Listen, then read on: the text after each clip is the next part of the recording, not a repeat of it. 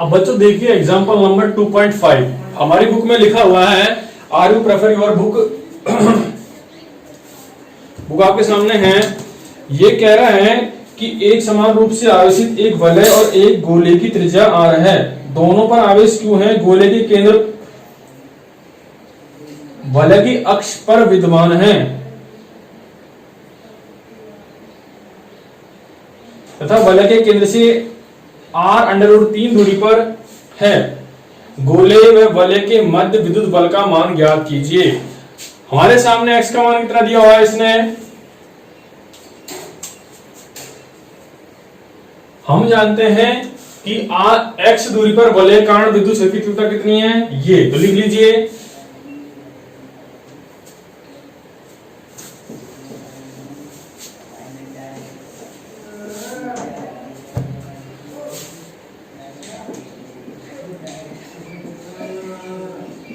वलय के कारण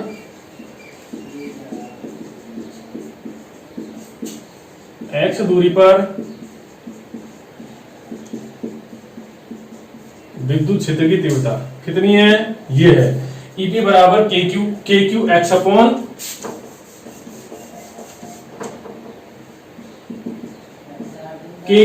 अपॉन कितना, x square plus r square की पावर 3/2 है। क्वेश्चन में x का मान कितना दिया हुआ है आपके सामने,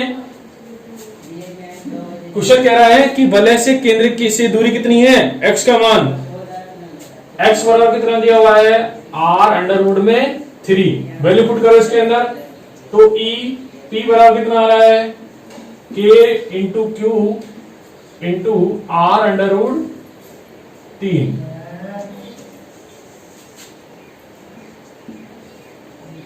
बटे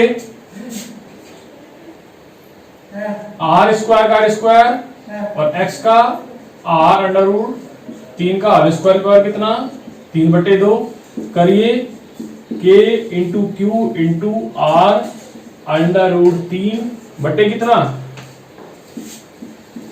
r स्क्वायर प्लस r का r स्क्वायर और 3 का √3 का कितना बचा 3 की पावर 3/2। इस तरह से कितना हो गया, EP बराबर K into Q r√3 upon कितना r square plus 3r square कितना 4r स्क्वायर, कितना हो गया ये 4r स्क्वायर की पावर 3/2। इसे किस तरह सेट करेंगे हम, K Q r√3 अपॉन कितना 2r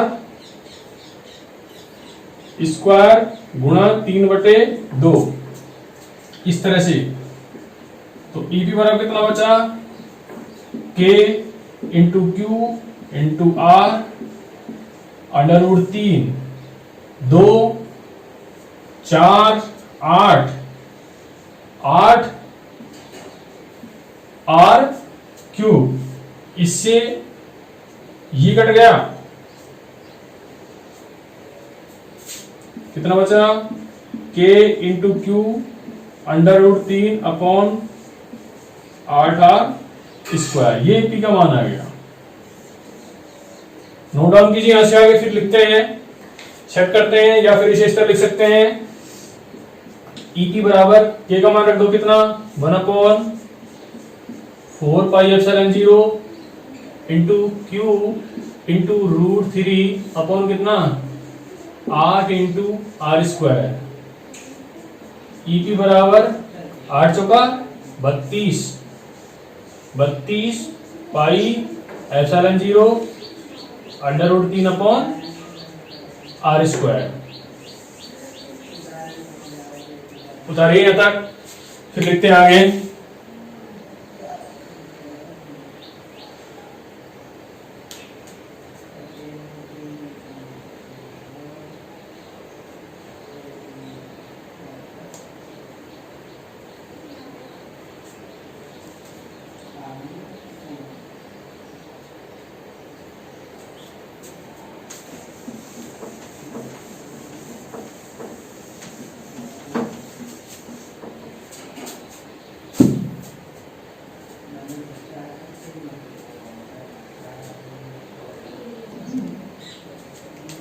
अब क्वेश्चन क्या कह रहे हैं कि गोले एवं वलय के मध्य विद्युत बल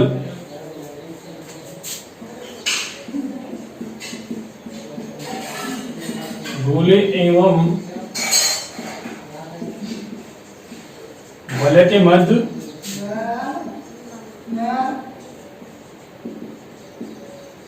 विद्युत बल का मान, ये हमसे पूछा है F। अब हमें पता होना चाहिए कि वलय पर भी आवेश कितना है Q, तो F बराबर कितना होगा QE, और हमारे पास E का मान ये आ गया कितना, √3 अपॉन, यह क्यू रह गया बच्चों, इस तरह से क्यू अपॉन कितना 32 pi epsilon 0 into R square, F बराबर Q square upon 32 pi epsilon 0 into R square. बल किस में आता है, न्यूटन में। तो दोनों के मध्य लगने वाला जो बल होगा उसका मान, गोले और वलय के मध्य जो बल का मान लगेगा वो इतना लगेगा। तो हम कह सकते हैं कि दोनों क्वेश्चन एक दूसरे को फुली डिपेंड है। वलय के कारण जो x दूरी पर विद्युत क्षेत्र की तीव्रता का मान निकाला था, यदि उसमें दूरी x का मान कितना कर दे वो r√3, तो उस स्थिति के अंदर क्या मान आएगा, EP का मान इतना आ जाएगा Q√3 32 pi epsilon 0 upon r square. तो गोले और वलय दोनों एक ही चिपके पड़े हैं एक दूसरे के, तो उस स्थिति के अंदर क्या कह रहा है कि बल का मान कितना होगा, F बराबर QE होता है। हमारे पास QE का मान हमने निकाल लिया, F बराबर QE का, F का मान कितना आ गया √3 Q square 32 pi epsilon 0 upon r square n। Okay, note down कीजिए।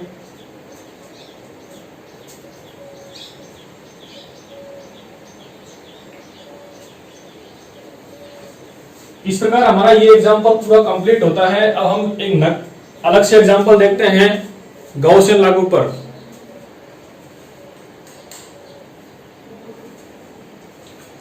अब बच्चों नेक्स्ट एग्जांपल देखते हैं 2.2, एग्जांपल 2.2 इंपॉर्टेंट है।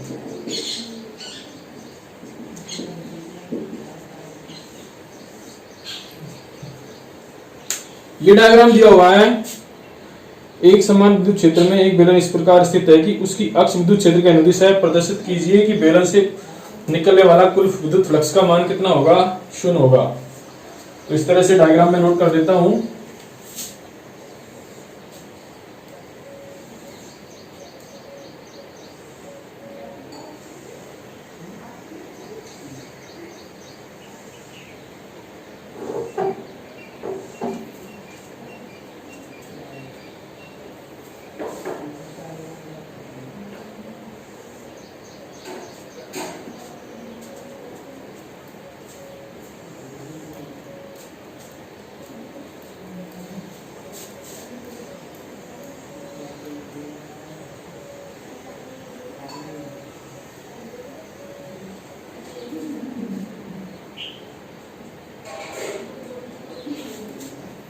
इसने दे रखा है ये अल्पांश क्षेत्रफल कितना है, ds है, विद्युत क्षेत्र सदिश कितना है, E है। ओके, और ये सरफेस कितनी है, S1 है। इसको कितना दिया हुआ है, इसमें S2 दिया हुआ है, और ये कितना है, S3 सरफेस।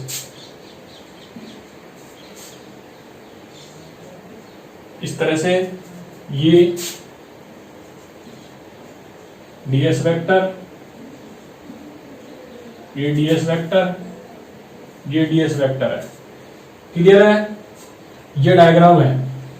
तो सिद्ध करना है to prove that total passes flux through the structure will be 0। हमारे पास कहना है, हमें टू प्रूव क्या करना है,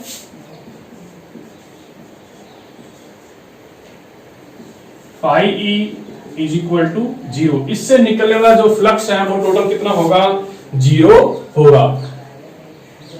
नोट डाउन कीजिए डायग्राम।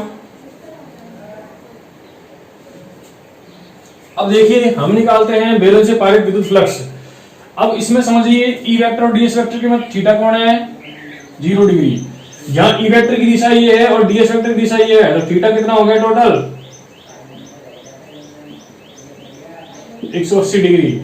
यहां पर ये ई वेक्टर की दिशा है और डी ए वेक्टर 90 डिग्री पर है, तो ये इधर हो गया। तो हम कह सकते हैं ये वृत्तीय फलक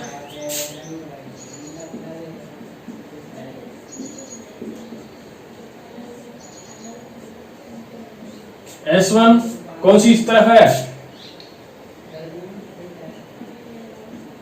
दायां वृत्तीय फलक। ये कौन सा है,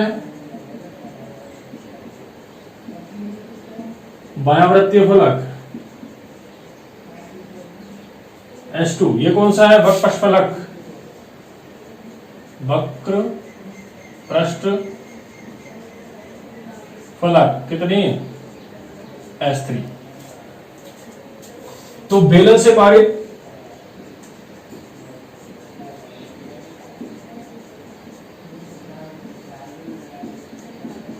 कुल विद्युत flux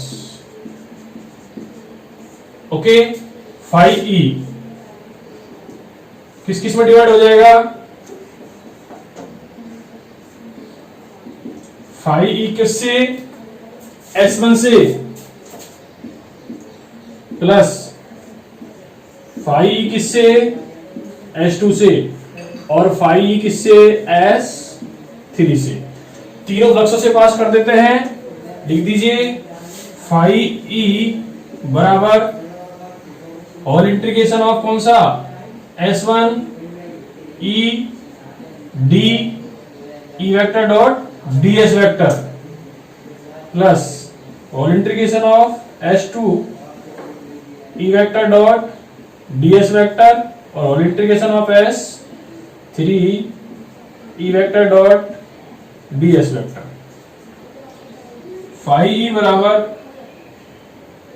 whole integration of S1 E ds cos theta और integration of S2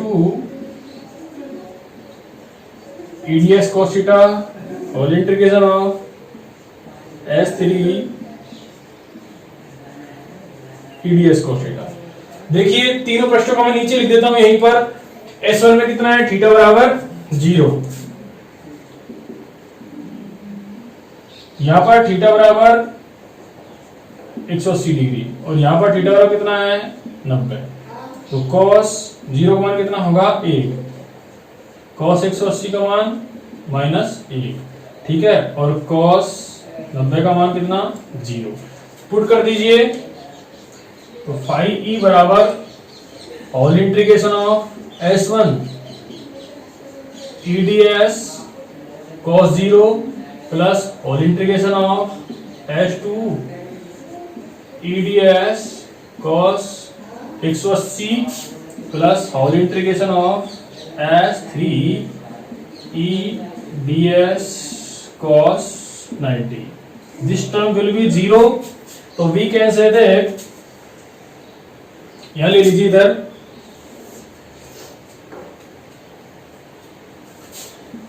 phi E बराबर whole integration of S1 E into D S minus whole integration of S2 E vector ds। Okay, यदि हमारे सामने ये जो cut रहा है पूरा सेम प्रोसीजर है, यदि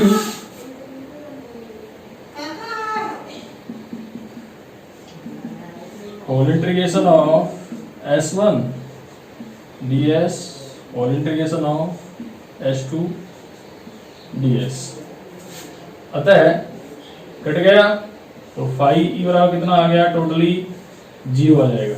या टोटल टर्म सोल्व कर सकते हो, ds का मान कितना आ जाएगा, s आ जाएगा, जैसा भी है, या तो इस तरह कर सकते हो या दूसरे मेथड से उतारिए।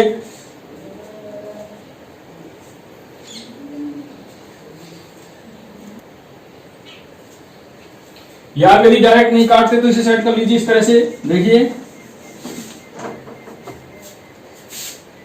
फाई ई बराबर ई विद्युत क्षेत्र समान है, अतः S1 ds और whole integration of S2 E बराबर ds। फाई E बराबर कितना आ जाएगा, E S1 minus E S2, चूंकि S1 बराबर S2 बराबर कितना है S, तो फाई E बराबर कितना आ जाएगा, ES माइनस का ES कट गया, फाई E बराबर कितना आ गया, टोटल 0। यही तो प्रूफ करना था, हेंस प्रूफ। अतः टोटल निर्गत विद्युत जो फ्लक्स होगा वो कितना हो जाएगा, 0 हो जाएगा। ऐसी डेरिवेशन हम पहले भी कर चुके हैं टोटल प्लेट के अंदर।